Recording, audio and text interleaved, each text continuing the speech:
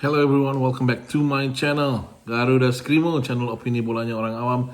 Kali ini dari Perth, Western Australia. Akhirnya kabar yang kita tunggu-tunggu datang. Patrick Kluivert resmi berpisah jalan dengan PSSI. Kabar yang memang sedang dinanti dalam beberapa hari ini karena gagalnya Indonesia maju ke putaran final Piala Dunia sudah dipastikan gagal dengan menjadi ranking terbawah ya di round 4 ini. Nah, satu hal yang menarik, kenapa judulnya saya kasih bubarnya tim Patrick Kluivert? Ya karena pertama kenapa saya bilang tim Patrick Kluivert, karena yang mengakhiri kerjasama dengan PSSI atau timnas Indonesia adalah tim kepelatihan, yang berarti dari tim kepelatihan senior, asisten pelatih, pelatih fisik, pelatih kiper dan segalanya, ya, termasuk pelatih U23, pelatih U20, ya Frank Campen yang belum sempat bertugas, itu semuanya mengakhiri kerjasama dengan PSSI. Untuk yang kabar yang saya dengar, untuk Om Simon Tahamata sebagai Head of Scouting dan juga Alexander Zwiss ya kalau tidak salah ya, itu tetap bertugas seperti biasa. Itu hal terakhir yang saya dengar. Nah, kenapa saya bilang bubarnya tim ini dan tidak dipecat? Karena memang dalam konteks sebuah manajemen, Patrick Kluivert kayaknya tidak dipecat ya. Dari info A1 yang saya dengar ya, langsung dari salah satu orang yang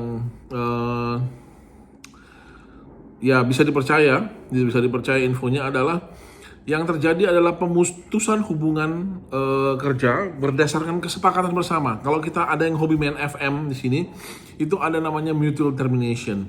Mutual termination itu tetap ada cost bagi si yang mempekerjakan, dalam hari ini PSSI, namun tidak sebesar jika PSSI memecat seluruh tim. Jadi mutual itu mereka sepakat untuk mengakhiri kerjasama, tidak lagi berjalan sama-sama atas dasar mungkin prestasi terakhir di Piala Dunia. Dan yang saya dengar juga tim tersebut tidak tahan menghadapi tekanan publik yang cukup luar biasa ya. Bahkan mungkin ada sampai diserbunya IG anak dari anak dari Patrick Kluivert, Justin Kluivert, hal itu. Jadi menurut kabar yang saya dengar, mereka mengundurkannya, bukan mengundurkan, tapi sama-sama ngomong dengan PSSI, dan karena tekanan yang tidak bisa mereka handle lagi, itu mereka memutuskan untuk mengakhiri kerjasama ini secara kedua belah pihak disetujui ya, mutual termination. Yang FM pasti akan ngerti kejadian ini. Nah itu saya pikir patut juga disyukuri bagi kita. Karena apa? Karena sebenarnya Patrick sangat tidak perform ya.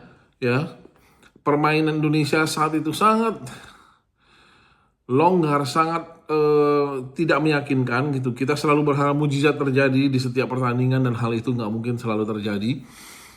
Dan yang kedua, kita tidak perlu menunggu terlalu lama untuk drama ini. Hanya 5 hari sesudah kekalahan di Jeddah dari Irak, langkah ini sudah ditempuh kedua belah pihak.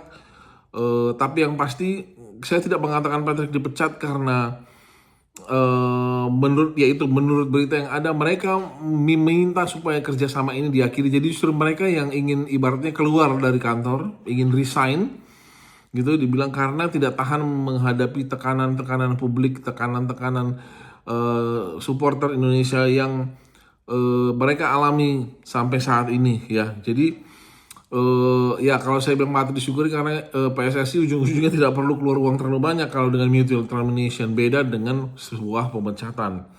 Namun juga ya kita tidak tahu bentuk apa yang lebih mereka spesifikkan dalam bentuk tekanan-tekanan publik yang mereka terima. Saya pikir tekanan publik yang terjadi itu wajar ya, karena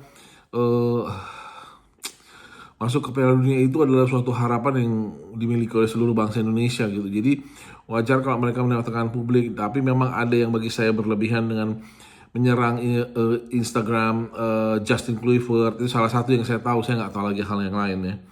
Dan memang sepertinya juga mungkin dari apa yang terjadi mereka sudah kehilangan kontrol atas ruang ganti. Itu pun saya pikir membuat mereka berpikir 2-3 kali lipat ya.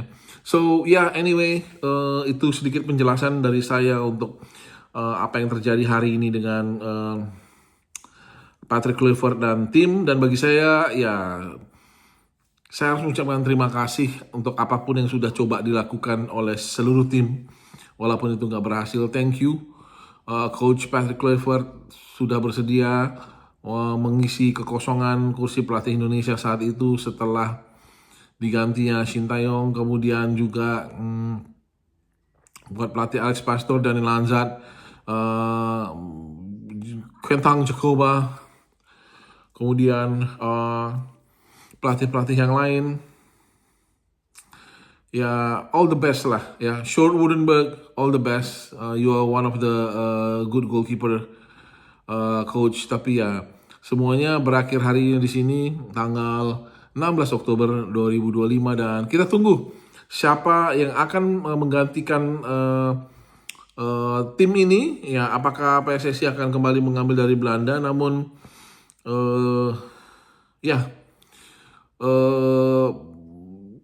berakhirnya ke era kepelatihan keseluruhan dari tim ini adalah juga mungkin menutup peluang untuk Alex Pastor untuk mengisi posisi pelatih kepala seperti yang juga banyak diharapkan oleh rakyat Indonesia ya.